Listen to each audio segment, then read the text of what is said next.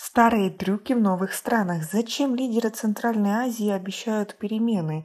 И правда ли, что наш диктатор самый страшный, или все они стоят друг друга? Подписывайтесь на обновления и точно будете в курсе всего самого важного. Президент Кыргызстана Садыр Жапаров написал новую книгу «Путь построения нового Кыргызстана», присоединившийся к своим коллегам в Казахстане и Узбекистане в открытии дверей в новые эры. Но насколько на самом деле меняются режимы в Центральной Азии на самом-то деле? В Центральной Азии лидеры говорят о новых страницах, новых главах в истории и даже новых странах.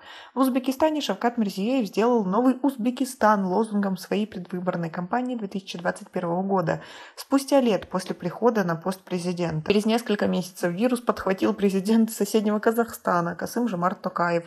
Он придумал новый Казахстан примерно через 3 года после своего избрания на пост президента и после кровопролитных январских событий в богатой нефтью республике, которые остановили предшественника Токаева Нурсултана Назарбаева в политических аутсайдерах. Теперь к обещаниям построить новую страну подключился лидер Кыргызстана Садыр Жапаров. В начале этого месяца кыргызские СМИ сообщили о публикации новой книги президента под названием «Путь построения нового Кыргызстана», в которой Жапаров излагает свое видение развития бедной страны. Насколько новое является по-настоящему новым в любой из этих случаев?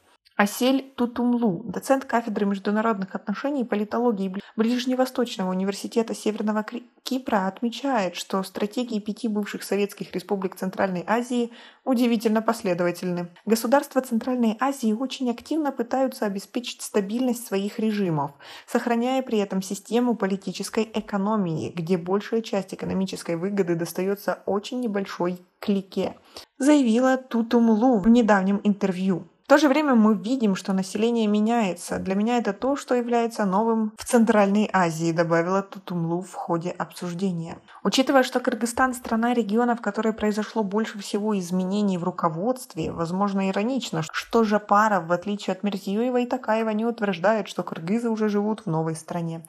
Наоборот, построение нового Кыргызстана займет не менее 20-30 лет, написал Жапаров в своей новой книге, призвав многонациональный народ Кыргызстана вместе начать строить Кыргызстан. Это вторая книга, приписываемая Жапарову, напечатанная тиражом более 40 тысяч экземпляров. Новая книга гораздо больше похожа на произведение государственного деятеля. Она освещает такие важные понятия, как бедность, справедливость и зеленая экономика. Даже если рецепты успеха Кыргызстана в этих областях, расписанные Жапаровым, довольно расплывчатые. Ясно одно, президент Жапаров больше не относится благосклонно к кыргызской культуре уличных протестов, которая вытащила оппозиционера Жапарова из тюремной камеры и привела на пост президента менее чем за 2 недели в 2020 году. Таким образом, можно сказать, что бывший революционер хочет устаканить и узаконить свою власть и подгрести все под себя, как это делают другие диктаторы. Любой, кто ждет новых версий 2 других государств Центральной Азии, Таджикистана и Туркменистана, может ждать еще очень долго. Причина этого достаточно проста. Лидеры-ветераны Эмомали Рахмон, президент Таджикистана, и Гурбангулы Бердымухамедов, бывший президент Туркменистана, по-прежнему заправляют всем в своих республиках, даже несмотря на то, что Бердымухамедов позволил своему сыну Сердару занять кресло главы государства. Но в 2 крупнейших по численности населения и экономики странах Центральной Азии, Казахстане и Узбекистане, новые правители сочли удобным дистанцироваться от своих предшественников, которые стали ассоциироваться со всеми плохими вещами в стране. Эта необходимость только возрастает по мере того, как потребность в переменах становится все более острой. Выступая ранее этим летом, Токаев назвал Казахстан единственной страной в нашем обширном регионе, осуществившей столь существенные изменения в политической системе на столь короткое время.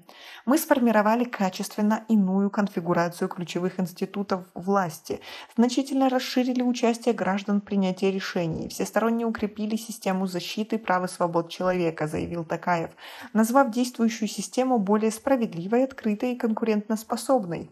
Многие в Казахстане, безусловно, сомневаются в этом. Несмотря на то, что в парламентских выборах в этом году участвовали кандидаты от оппозиции, ни один из них не получил места в законодательном органе. Между тем, некоторые из них представили видеодоказательства, свидетельствующие о подтасовке результатов голосования в пользу лояльных власти кандидатов. Узбекистан имеет больше прав претендовать на реализацию планов обновления страны, отчасти из-за очень низкой планки, установленной ультраавторитарной администрацией первого президента Узбекистана Ислама Каримова, бывшего шефа Мирзиёева.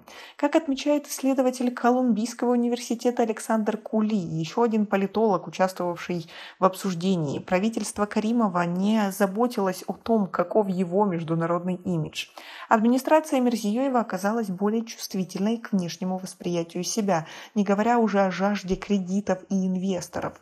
Первый срок президента Мирзиёева принес стране немало похвал, поскольку его правительство решило проблему систематического принудительного труда, разрешило некую свободу слова и сделало национальную валюту полностью конвертируемой. Реформы, которые принесли Узбекистану звание страны года по версии журнала «Экономист» в 2019 году и потеряли с тех пор свою динамику. Динамику не потеряло строительство бизнес-империй, ключевых членов правящей семьи. Региональная традиция почти столь же давняя, как независимость Центральной Азии от Советского Союза. Тем не менее, по мнению Дженнифер Брик, директор-основателя Центра управления рынков Питтсбургского университета, ожидать, что политики из любой страны будут отказываться от возможности брендинга, пожалуй, нереально, по сравнению с некоторыми экстравагантными политическими брендами, которые можно увидеть во многих западных демократиях. Новый Кыргызстан и новый Узбекистан звучат довольно скромно, говорит она. Использование названия «новый» разумно, поскольку оно подразумевает что-то другое, но при этом это понятие настолько обширное, что не дает достаточного понимания того, в каком направлении движутся эти страны. Кажется, что это сделано преднамеренно, считает Муртазашвили. Инициировав кампании по конституционной реформе, лидеры Центральной Азии хотят помочь людям понять влияние изменений с помощью своего собственного брендинга. Это говорит о том, что лидеры даже в авторитарных государствах сталкиваются с общественным ограничением своей власти, добавляет она. Но ожидать, что какая-то страна из Центральной Азии будет демократической, независимой и полностью подходить под стандарты Европейского Союза, говорить очень рано. А предполагать такое в Таджикистане и Туркменистане в ближайшие 20 лет вообще не стоит. Как вы относитесь к такому мнению? У нас пока на этом все. Оцените наше видео подпиской и лайком. До скорой встречи.